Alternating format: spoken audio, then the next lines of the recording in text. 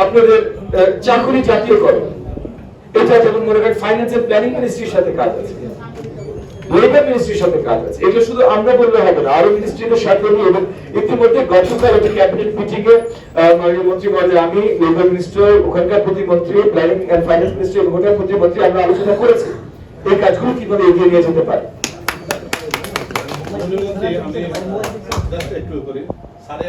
মাননীয় মন্ত্রী মহোদয় এবং আমার কাছে এগুলো পেশ করেন, আমরা বৃহত্তর আলোচনা তখন এগুলো আনা শুরু করবো। আমরা আমাদের মন্ত্রণালয়ের মাধ্যমে এটা বেটিং করবো, চেক করবো, তারপর অন্য মন্ত্রণালয়ের সাথে এই কাগজ নিয়ে বসা শুরু করবো।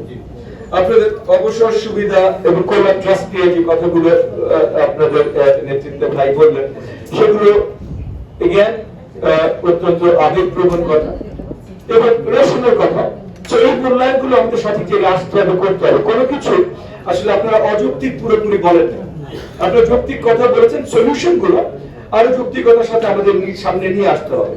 একটা জিনিস আপনারা চিঠিতে এনেছেন, কথাও বলেছেন, এবং মাননীয় মন্ত্রী মহোদয় প্রথম দিন যখন গত বুধবারে আমরা প্রথম অফিস করি, গত বুধবারে প্রথম এই কনফারেন্স রুমে বসে প্রথম যে প্রেস কনফারেন্স আমরা করি, সেই প্রেস কনফারেন্সে মাননীয় মন্ত্রী মহোদয় পরিষ্কার করেছে, আমি ওনার সাথে পুরোপুরি 100% একমত যে প্রথম একটা জিনিস আমরা একদম সবসময় নজরে রাখবো, করাপশন ফ্রি আমাদের এডুকেশন ব্যবস্থা। এটা অ্যাবসলিউটলি ইনশিওর করব। এর আগে যখন 5 বছর এই মন্ত্রণালয়ের দায়িত্বে ছিলেন মিলন ভাই, উনি কোন ধরনের করাপশনের সাথে জড়িত হন এবং আমাদের রাজনৈতিক শত্রুরা কখনো ওনার নামে করাপশন চার্জ দিতে পারেনি।